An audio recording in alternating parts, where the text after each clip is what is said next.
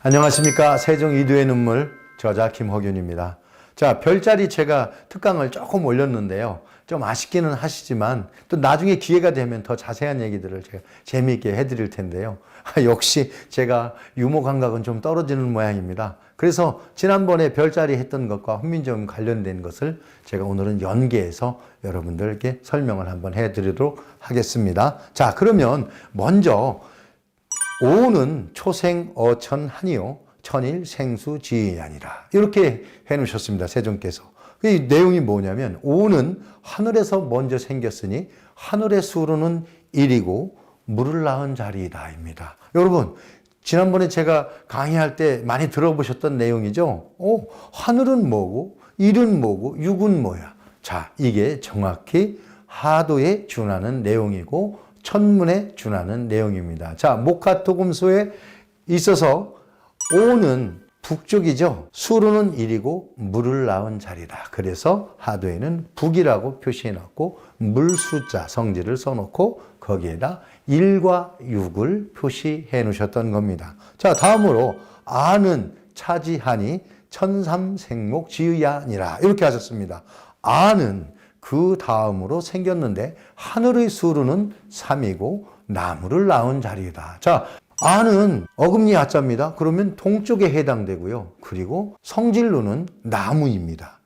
그리고 숫자로는 천문 숫자로는 3이고 8의 자리가 아에 해당되는 그 위치입니다. 자, 그래서 1638, 2749 요거를 비교해 보시면 정확히 일치합니다. 자, 다음으로 우는 땅에서 처음 생겼는데 땅의 수로는 2이고 불을 낳은 자리이다. 이렇게 해놓으셨고요. 어는 그 다음으로 생긴 것이니 땅의 수로는 4이고 새를 낳은 자리이다. 그래서 목화 토금수가 이렇게 정확히 일치합니다. 자, 세종께서 원본에 오, 아, 우, 어 이렇게 하셨지요. 아야, 어여 아닙니다.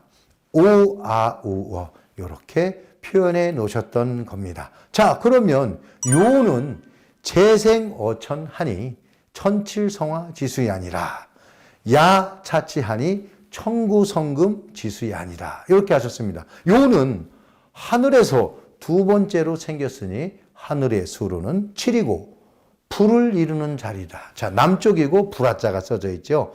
야는 그 다음으로 생겼으니 하늘의 수로는 9이고 새를 이루는 자리다. 야는 9이고 서쪽이며 새 금자를 표기를 해 놓으셨지요. 자, 다음으로 유는 재생어지하니 지육성수 지수이 아니라 여는 찾지하니 지팔성목 지수이 아니라 이렇게 해 놓으셨습니다.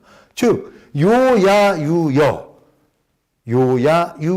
정확히 이렇게 일치시켜서 설명을 해 놓으신 겁니다. 자, 유는 땅에서 두 번째로 생겼으니 땅의 수로는 6이고 물을 이루는 숫자이다. 여는 그 다음으로 생겼으니 땅의 수로는 8이고 나무를 이루는 숫자이다 라고 표시를 하셨던 것입니다. 자, 이렇게 물과 불은 아직 기운에서 벗어나지 못하여 음과 양이 서로 교합하는 시초로 오므리게 되고, 자, 오므리는 것을 우리가 현대 국어학자들이 뭐라고 했습니까? 원순 모음이 되고 나무와 새는 음양이 바탕을 고정하였으나 열리게 되어 있다. 그래서 열리는 것은 비원순 모음, 즉 평순 모음이다. 이렇게 또 설명을 해 놓으셨던 겁니다. 제가 이 화면을 좀 빨리빨리 진행을 하는 것을 여러분들 이해해 주시고 교재를 꼭 사서 한 장 한 장 같이 비교하시며 보시면 좋겠습니다. 자, 다음으로 천호생토지의아니라.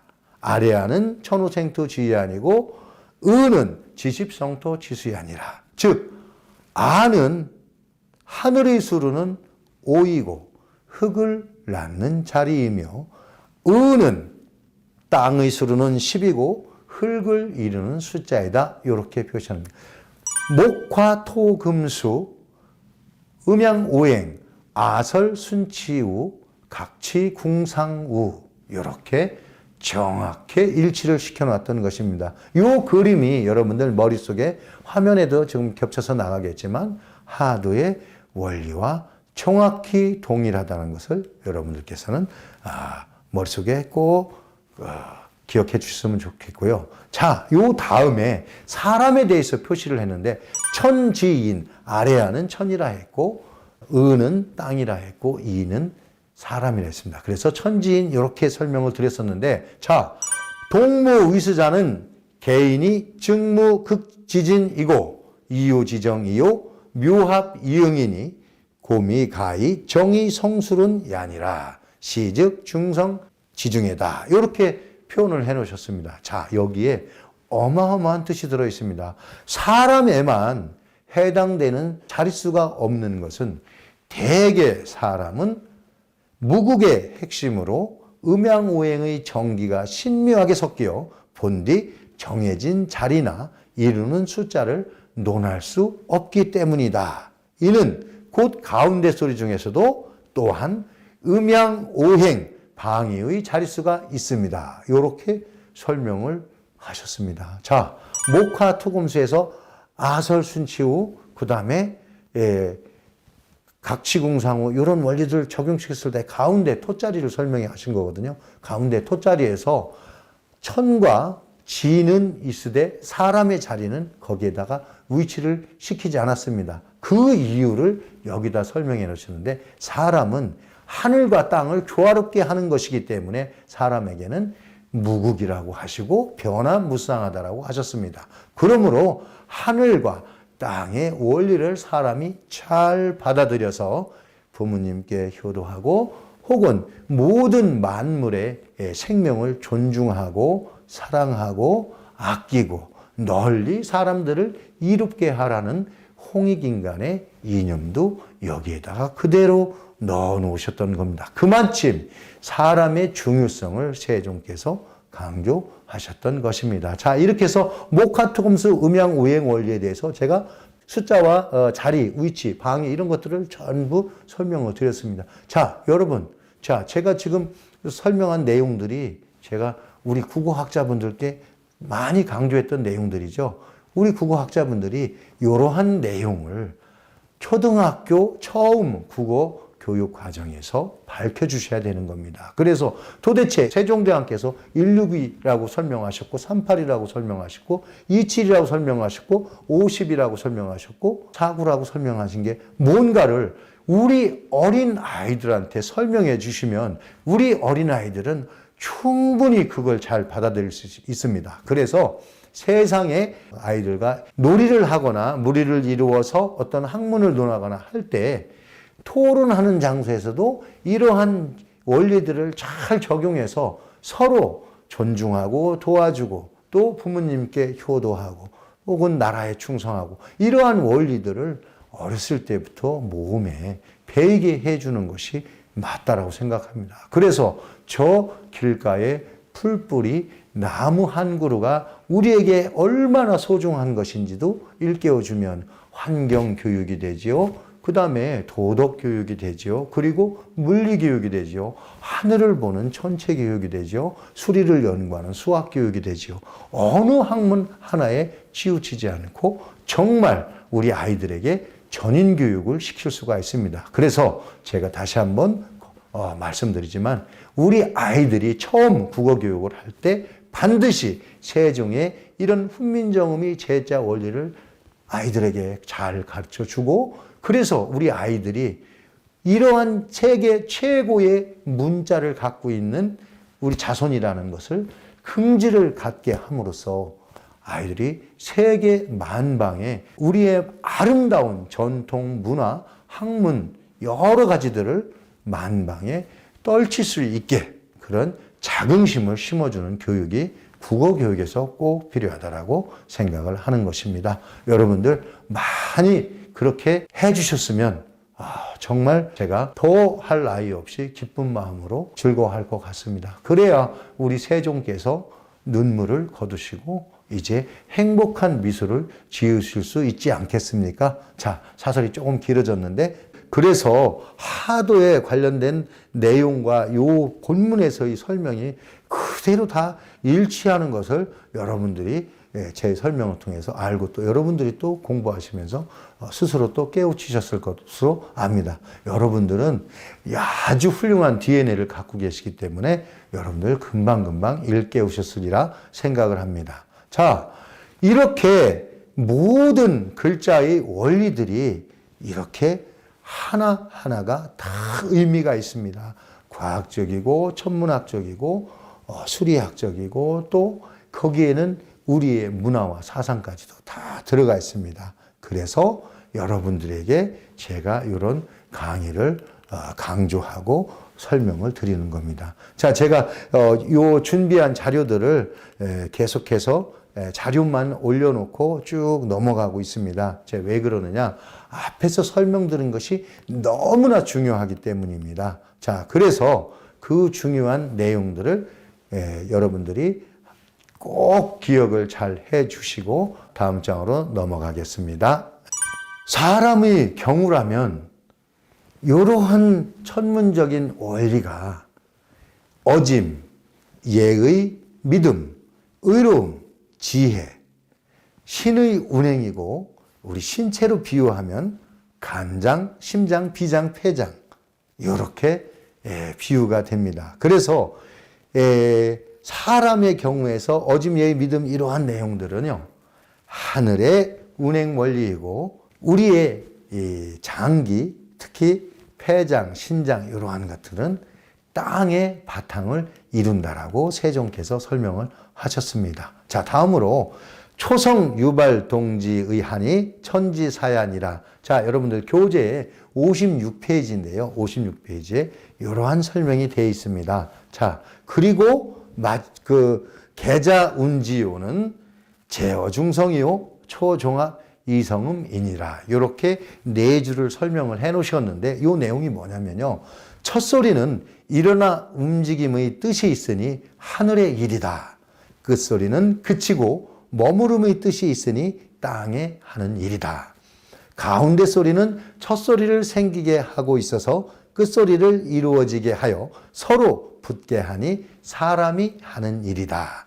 대개 글자 소리의 핵심은 가운데 소리에 있으니 첫 소리와 끝 소리를 어울러 음절을 이룬다. 이렇게 하셨습니다. 그래서 정말 저희들이 이제 국어 시간에 배웠던 내용들이 세종께서 여기 어느 하나 허투루 빼놓고 설명한 적이 없으세요. 전부 정확하게 이렇게 일치시켜서 놨습니다. 이러한 문장은 이게 문자학에 대한 전문적인 서적이를 책이라기보다는 세상의 모든 이치를 다 담았습니다. 여기에서 정말 세상에서 가장 훌륭한 어떠한 과학, 문화 서적보다도 세종께서 만들어 놓으신 훈민정음이 훨씬 더 가치가 있다는 걸 다시 한번 생각하게 됩니다. 그러면서 첫 번째 줄만 한번 다시 한번 제가 읽고 넘어가도록 하겠습니다. 첫 소리는 일어나 움직임의 뜻이 있으니 하늘의 일이다. 즉 하늘 천문을 전부 다 글자에 담아 놓으셨다라고 하신 것입니다. 자, 그러면 다음 장을 또 한번 보시면서 제가 설명을 드려보겠습니다. 역유 천지 생선 만물이나 이기 재성 보장 즉 필레 호인 야니라 이렇게 하셨습니다.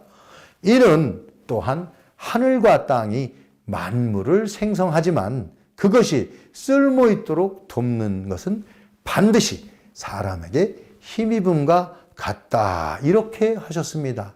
사람이 얼마나 중요한 거 인즉천 천즉인입니다. 하늘과 사람은 사람의 모든 장기는 소우주와 같죠. 제가 그렇게 설명드렸죠. 맞습니다. 특히 우리 한의학에서는 우리 하늘과 사람을 동일시 여기면서 여러분들께 의로운 의료 행위를 또 하기도 하지 않습니까? 이러한 얘기들이 전부 훈민정음 안에 다 내포가 되어 있습니다. 자, 다음으로 종성지 복용초성자는 이기동이 양자 거냐요. 정이 음자 여건 야인이 건실분음 양이 무불 군제야니라 이렇게 표시를 하셨습니다. 자, 이게 무슨 뜻이냐?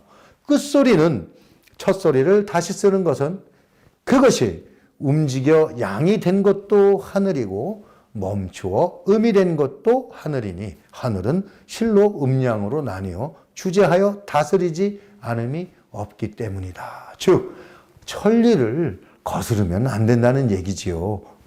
우리가 중성자, 초성자 만드시고 모음, 자음 만드실 때 세종께서 여러 번 그걸 강조하셨지요. 천지인, 하늘과 땅과 사람, 그리고 오와 우어, 요야, 유여, 동서남북 모든 방위, 세상의 모든 천지, 하늘의 자리들을 전부 다 그렇게 설명하시면서 마지막으로 이렇게 마무리를 해 놓으신 겁니다. 그러면서 종성에 대해서 설명을 하실 때 이와 같은 훌륭한 문자로서 표현을 해 놓으셨습니다. 자, 보시겠습니다. 종성지복용 초성자는 이기동이 양자 건야요 정이 음자 역건야이니 건실부는 음양이 무불군제야니라. 이렇게 하셨습니다. 자, 이 뜻은 끝소리에 첫소리를 다시 쓰는 것은 그것이 움직여 양이 된 것도 하늘이고 멈추어 음이 된 것도 하늘이니 하늘은 실로 나뉘어 주재하지 다스리지 않음이 없기 때문이다 라고 하신 겁니다. 자, 제가 똑같이 반복해서 이 부분을 한 번 더 제가 여러분들께 소개해 드렸죠. 이 부분을 제가 오늘의 강의의 마지막 그 설명 자료로서 올려드렸습니다. 한 번 더 강조해 드렸습니다. 자, 지금까지 여러분께 초성, 중성, 종성의 제자 원리와 우주 음양의 원리와 천문 원리가 얼마나 참 그 짜임새 있게 조화롭게 구성되어졌는지, 이것을 세종께서 얼마나 이렇게 조화롭게 아름답게 꾸며 놓으셨는지 세계의 모든 언어학 문자학자들이요 매번 세종대왕의 훈민정음을 세계 최고의 문자라고 하는 것입니다. 그래서 제가 또 표현도 했죠.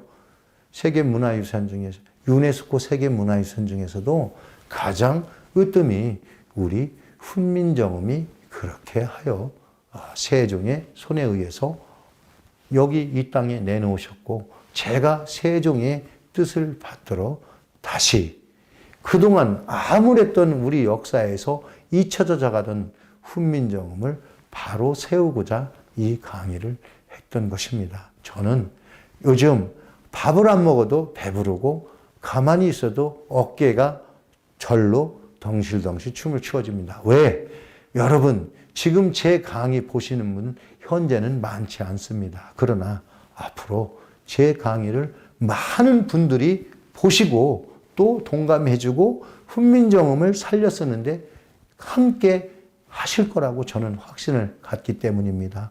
제가 행복한 거는 여러분들께도 제 이런 행복한 마음이 제 강의를 통해서 전달이 되고, 또 혹은 여러분들이 제가 저술한 세종 이도의 눈물을 보시면서 이건 눈물이 아니고 이제 기쁨의 눈물이 되겠구나, 이렇게 생각을 해 주신다면 저는 그 이상으로 더 바랄 것이 없을 것 같습니다. 전 너무 행복합니다, 요즘에. 왜?